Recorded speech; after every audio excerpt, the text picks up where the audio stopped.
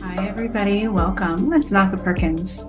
There's a key mistake that most people make when we're talking about Pisces, and we are in Pisces season. And if you are somebody that is currently feeling stalled out, confused, exhausted, stressing, worried about the future, your existential fears are kind of caving in on you, you are probably making this key Pisces mistake. So we are going to get into it. Before we do that, go ahead and grab my free ebook. It's called Astrology as a Superpower. It's a great book for reference if you know a lot of astrology or you're trying to learn it. So today we're going into everybody's favorite episode, which is the Pisces Shadow. I'm re-releasing edited versions from my podcast, Star Narratives. Everything I went through, every single sun sign in 2024, went through all the different facets of every sign, and I'm re-releasing them here on YouTube so that it's all together and you can listen to all of them at your leisure. We're going in real time. Right now, the sun is in Pisces, and so we're talking about Pisces.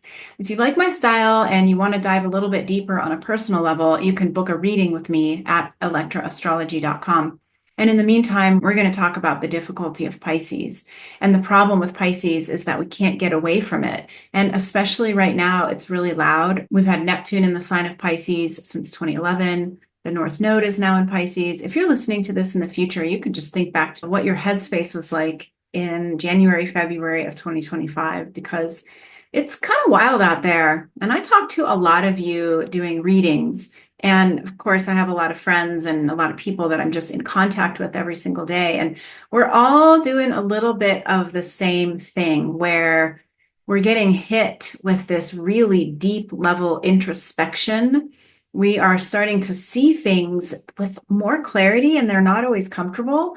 And a lot of it has to do with this idea of trust and patience. If you didn't get to listen to my talk on the North Node in Pisces, South Node in Virgo, that's a great one if you want to dial into this energy. Pisces is really difficult to understand. It talks about our relationship to the things that we can't put our finger on and we can't prove. Neptune, Pisces ruler, is the planet of illusion. It connects us with the things that are intangible. And when it's undeveloped, which for most of us it is, because Pisces is the element that we have to develop over the course of our lifetime. It's where we go and it's where we eventually reach wisdom.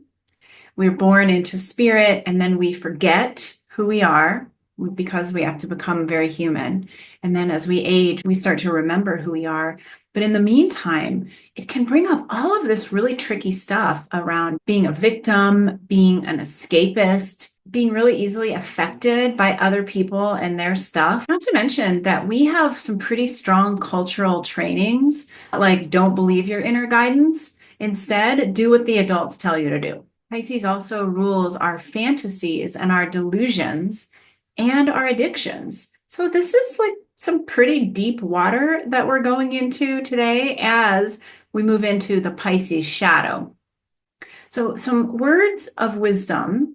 Know that a lot of Pisces exists in the imagination.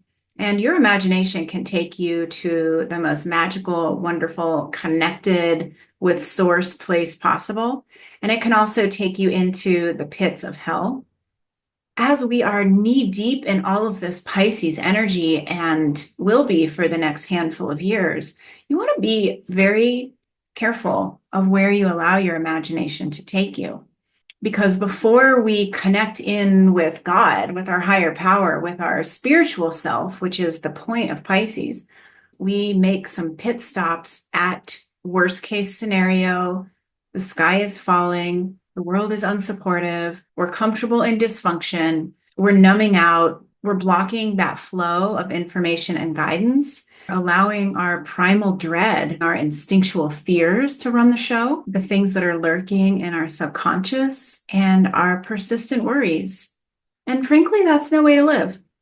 So let's get into the Pisces shadow, and I'm going to share some ways to work with it so that you don't end up nail biting your way through life. Eventually, we move past those things and we tap into our intuition, our compassion, our spiritual sensitivity.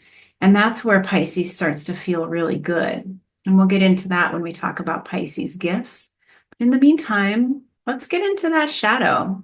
We're going to talk about the shadow side of Pisces. And I think the shadow side of all of these archetypes, when I do the shadow week, I always enjoy it, especially with Pisces. This is just energy that is so familiar to all of us. We're all just working with this on a really deep level, and it's good to understand it. It gives us our power back. Knowledge is power, understanding is power. And what we're going to talk about today, spiritual practice is power. It really is probably the premier power. We started off talking about that transition from Aquarius into Pisces and how we moved from being very human dominated and controlled into being more spiritually open and in the flow. And this is an interesting time to be talking about Pisces because Neptune, the ruler of Pisces, is into the last few degrees Pisces. It takes Neptune about 165 years to make a complete circle around the sun and through the zodiac. So nobody that is alive right now has experienced Neptune in the final degrees. The final degrees of Pisces are some of the most difficult in the zodiac, probably the most difficult in the zodiac. Today, we're going to talk about those difficult things about Pisces, the Pisces shadow. So we have set the foundation for the understanding that being human is necessary. We have to work. We have to have habits and routines. We have to be of service. We have to harvest. With Pisces, what do we have to do? Well, we don't really know what we have to do. It is largely dependent on each of our very unique personal experiences. We know that Pisces is related to higher power and the divine. And by the way, what we see here being in these higher degrees of Pisces, the higher degrees of any sign, and this year Neptune is transiting through Pisces degrees 27 through 29. So these high degrees of a sign are really master level degrees. It's where we are trying to finish up the lesson. We are no longer in primary school or high school or even college. Now we are in the master's degree or the doctorate program, and it's harder. So we're all trying to get a sense of what we're doing spiritually, what we believe, what we are following, whether we allow ourselves to be in that flow. And you see right now, there is a lot of fundamental religion starting to gain speed again. I know personally, as an astrologer, it's been uncomfortable to watch certain social media accounts talk about how things like astrology are out of alignment with God. And of course, this is all personal belief systems. And I think that's something to remember when we're talking about spirituality. The sign of Sagittarius relates to our human religions, our philosophies, and our belief systems. And they are all human generated. When we come into Pisces, Jupiter is the ruling planet of both Sagittarius and Pisces. Jupiter is the traditional ruler of Pisces, and Neptune is the modern ruler. But we have to make a course correction where we begin to understand that our human self can believe anything. And we base our human knowledge on our experiences, on our adventures, on what we've learned, who we've spoken to. But when it comes to Jupiter, Pisces, Neptune, there is a vast realm of unknown. We just really don't know. And so this is where we have to start tapping into the way that things feel to us, the way that they land, the signs, the synchronicities, and all of that. But before we can get there, when we're talking about this shadow of Pisces, it's scary. Pisces is a very fearful sign, especially the later degrees of Pisces, because this is where it gets real. And we have to really face the fact that we don't know. We do not have answers. We can follow a doctrine or a dogma, and we can hope for the best, but we don't know. And even something like death, which, by the way, is represented at the 29th degree of Pisces. Scorpio relates to sex and death and transformation, but that's a slightly different viewpoint of it. But death in the zodiac would be the 29th degree of Pisces, and then birth would be the 0 degrees of Aries. So we start looking at these bigger questions of, well, what happens? We don't know what happens when we die. We can only hypothesize. When we start thinking about these things, I always talk about existential fears as falling under the umbrella of Pisces, because this is where we do not know the answers and we cannot possibly generate the answers. And even when we do generate the answers, we have no way of knowing whether they are true or not. We cannot predict spirituality and our spiritual experience, nor our spiritual lessons. When we talk about Pisces as it relates to our spiritual lessons, we talk about the elements of faith and surrender and trust. So we're going to talk about some of those things next week when we talk about the gifts of Pisces.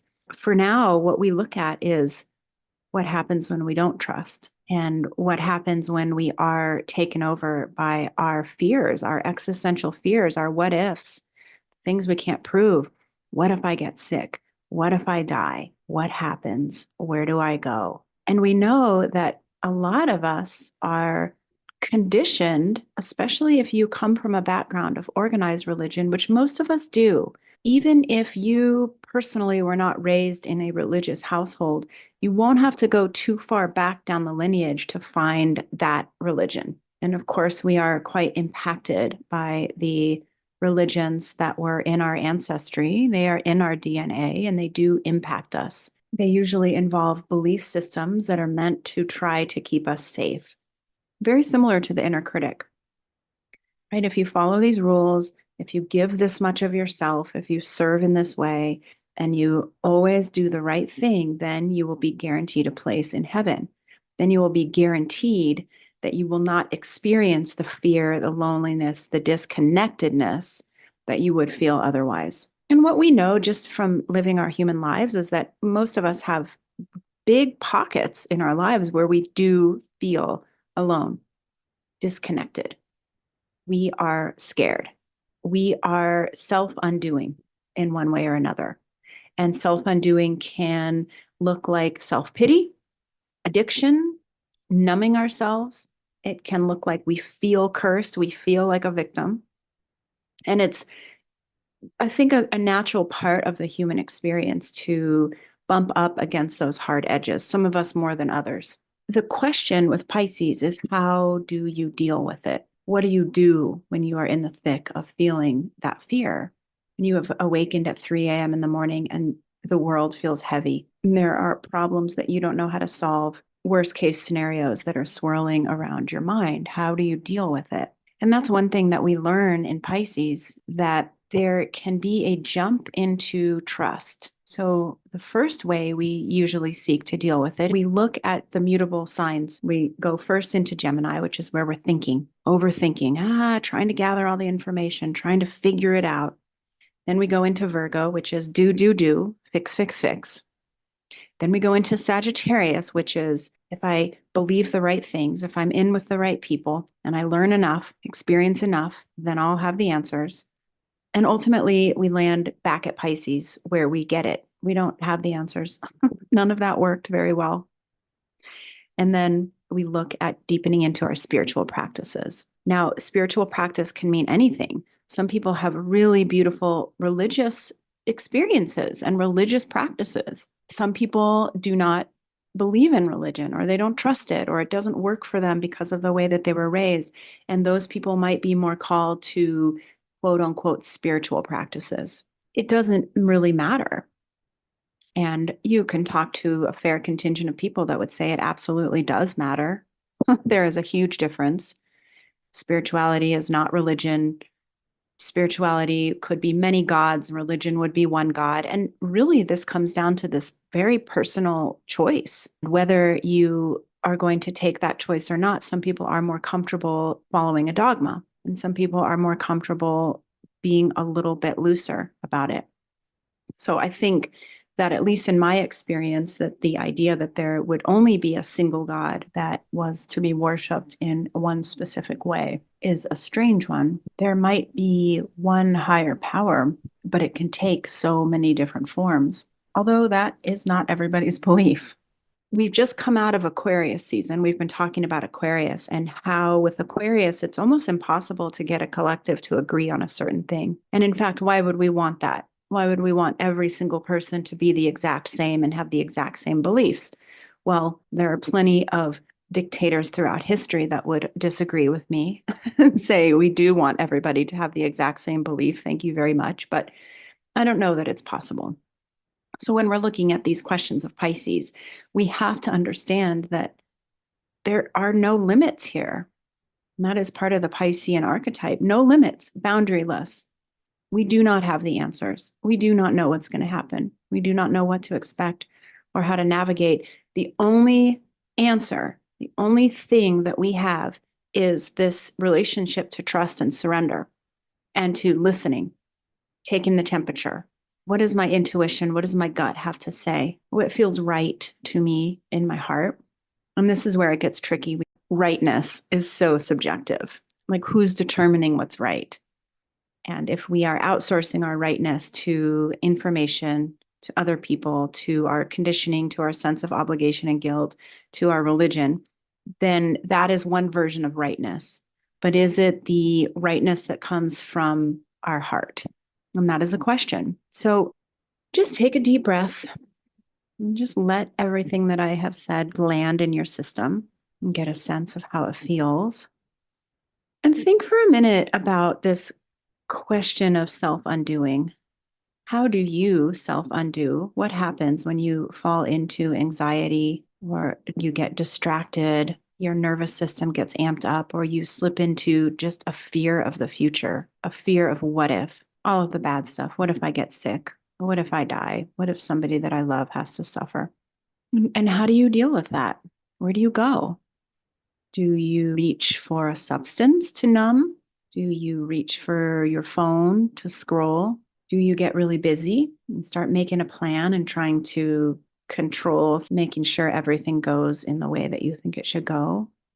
These are good questions to be asking yourself during Pisces season as you're coming into understanding who you are on the deepest level yet. Because this is a year of mastery. Remember, we're really looking at mastering our spiritual relationships. And that said, there are no boundaries with Pisces. So we do not reach a place of mastery and then we're done. This is simply looking at the big picture overall and saying, what happens when I am pushed into these existential fears? How do I work with them? And is it working for me? And what are my spiritual practices? How connected am I to God?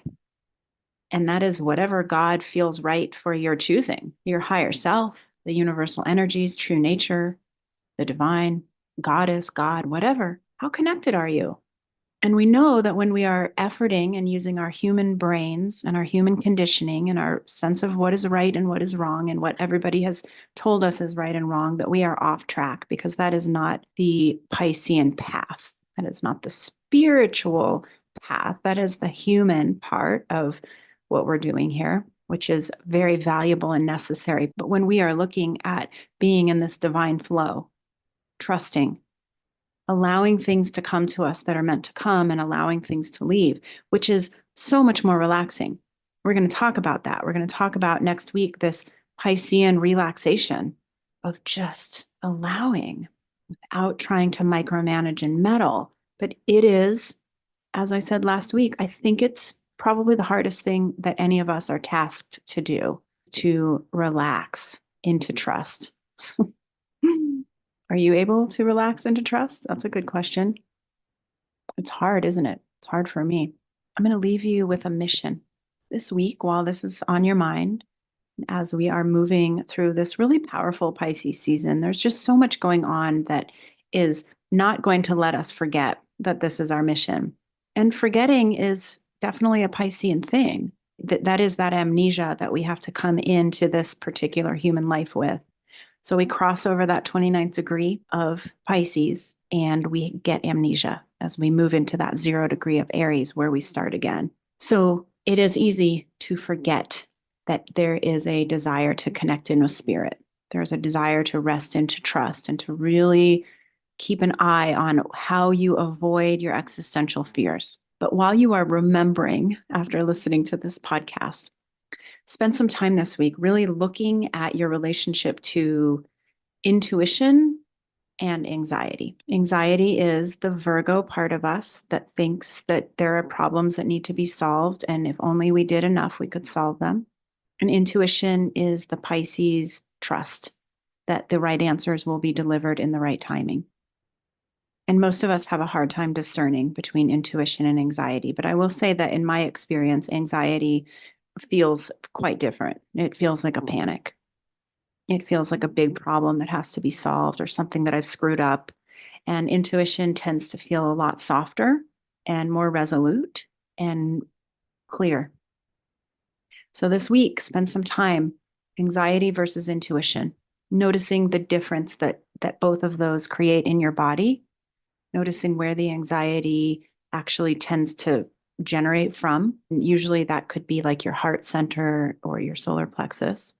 And then tapping into your spiritual side, which can involve just some deep breaths, some silence, some alone time. We're going to talk about that next week when we talk about Piscean gifts and energetic hygiene practices and how to really tap into your Pisces side. All right, I hope this was helpful. Be sure to tune into the rest of the Awakening with Astrology series to keep deepening into understanding about how these archetypes impact you and who you are.